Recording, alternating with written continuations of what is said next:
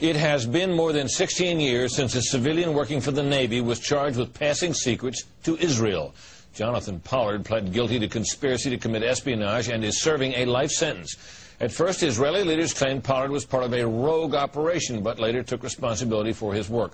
Now, Fox News has learned some U.S. investigators believe that there are Israelis again very much engaged in spying in and on the U.S., who may have known things they didn't tell us before September 11th. Fox News correspondent Carl Cameron has details in the first of a four-part series.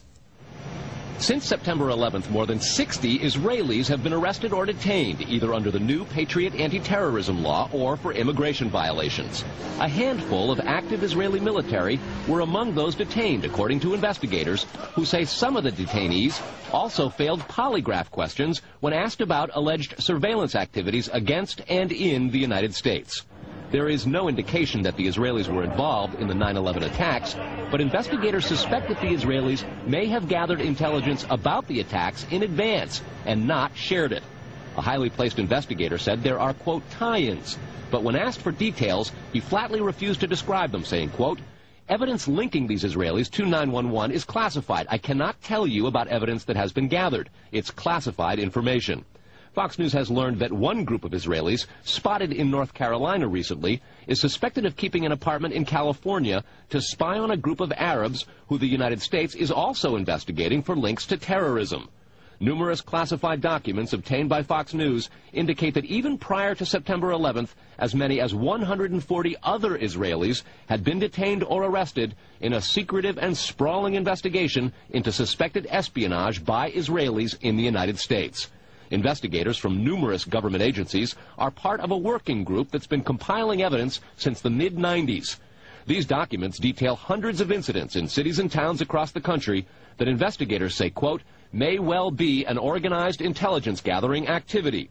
The first part of the investigation focuses on Israelis who say they are art students from the University of Jerusalem and Bezalel Academy.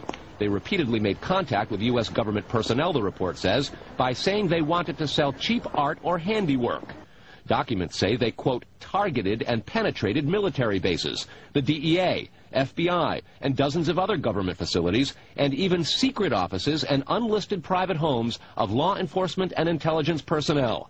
The majority of those questioned, quote, stated they served in military intelligence, electronic surveillance intercept, and or explosive ordnance units.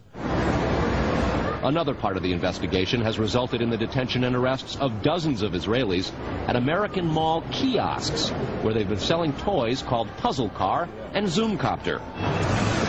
Investigators suspect a front. Shortly after the New York Times and Washington Post reported the Israeli detentions last month, the carts began vanishing. Zoomcopter's webpage says, we are aware of the situation caused by thousands of mall carts being closed at the last minute. This in no way reflects the quality of the toy or its saleability. The problem lies in the operator's business policies. Why would Israelis spy in and on the U.S.? A General Accounting Office investigation referred to Israel as Country A and said, quote, according to a U.S. intelligence agency, the government of Country A conducts the most aggressive espionage operation against the U.S. of any U.S. ally. A defense intelligence report said Israel has a voracious appetite for information and, quote, the Israelis are motivated by strong survival instincts which dictate every facet of their political and economic policies. It aggressively collects military and industrial technology, and the U.S. is a high priority target. The document concludes, quote, Israel possesses the resources and technical capability to achieve its collection objectives. A spokesman for the the Israeli embassy here in Washington issued a categorical denial, saying any suggestion that Israelis are spying in or on the U.S. is, quote, simply not true. There are other things to consider, and in the days ahead, we will take a look at the U.S. phone system and law enforcement's methods for wiretaps, and an investigation into the possibility that both have been compromised by our friends and allies overseas. Brett? Carl, what about this question of advanced knowledge of what was going to happen on 9/11? How clear are investigators that some Israeli agents may have known something? Well, it's very explosive information, obviously, and there's a great deal of evidence that they say they have collected, none of it necessarily conclusive. It's more when they put it all together. A bigger question, they say, is how could they not have known? Almost a direct quote, Brett. This going to the fact that they were spying on some Arabs, right? Correct. All right, Carl, thanks very much. We reported on the approximately 60 Israelis who had been detained in connection with the September 11th terrorism investigation. Carl Cameron reported that U.S. investigators suspect that some of these Israelis were spying on Arabs in this country and may have turned up information on the planned terrorist attacks back in September that was not passed on. Tonight, in the second of 4 reports on spying by Israelis in the U.S., we learn about an Israeli-based private communications company for whom a half dozen of those 60 detained suspects worked.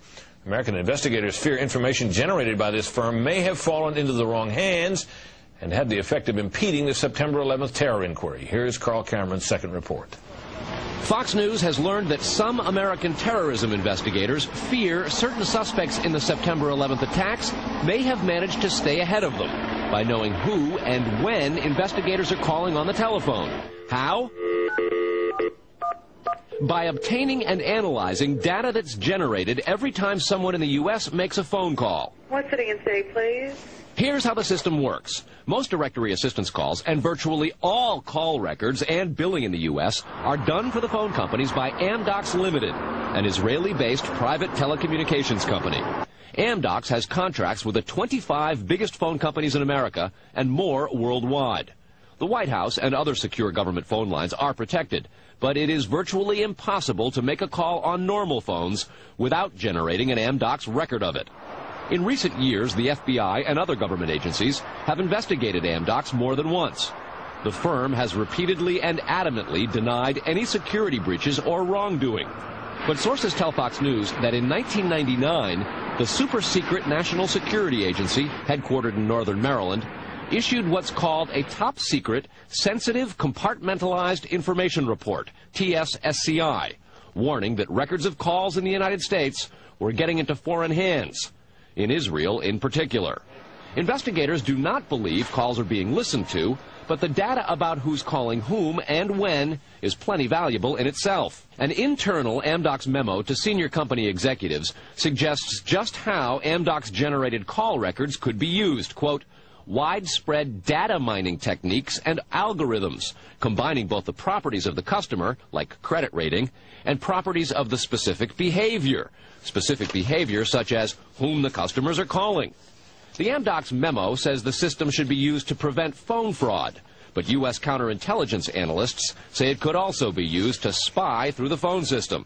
Fox News has learned that the NSA has held numerous classified conferences to warn the FBI and CIA how Amdocs records could be used. At one NSA briefing, a diagram by the Argonne National Lab was used to show that if the phone records are not secure, major security breaches are possible. Another briefing document said, quote, it has become increasingly apparent that systems and networks are vulnerable. Such crimes always involve unauthorized persons or persons who exceed their authorization, acting on exploitable vulnerabilities. Those vulnerabilities are growing because, according to another briefing, the U.S. relies too much on foreign companies like Amdocs for high-tech equipment and software. Quote, many factors have led to increased dependence on code developed overseas. We buy rather than train or develop solutions. U.S. intelligence does not believe the Israeli government is involved in a misuse of Amdocs information, and Amdocs insists that its data is secure.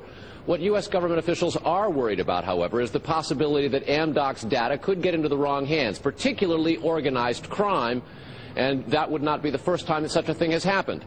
Fox News has documents of a 1997 drug trafficking case in Los Angeles in which telephone information, the types that Amdocs collects, was used to, quote, completely compromise the communications of the FBI, the Secret Service, the DEA, and the LAPD, and we'll have that and a lot more in the days ahead, Brett. Carl, I want to take you back to your report last night on those 60 people who are Israelis who were detained in the anti-terror investigation, and the suspicion that some investigators have that they may have picked up information on the 9/11 attacks ahead of time, not passed it on. There was a report, you'll recall, that the Mossad, the Israeli intelligence agency, did indeed send representatives to the U.S. to warn, just before 9/11, that a major terrorist attack was imminent. Why does that not, how does that leave room for the lack of a warning? Well, I remember the report, Britt. We did it first internationally right here on your show on the 14th. What investigators are saying is that that warning from the Mossad was nonspecific and general, and they believe that it may have had something to do with the desire to protect what are called sources and methods in the intelligence community. The suspicion being perhaps those sources and methods were taking place right here in the United States. The question came up in the Select Intelligence Committee on Capitol Hill today. They intend to look into what we reported last night, and specifically that possibility. Brett? So, in other words, the problem wasn't the lack of a warning, the problem was lack of useful details. Quantity of information. All right, Carl, thanks very much.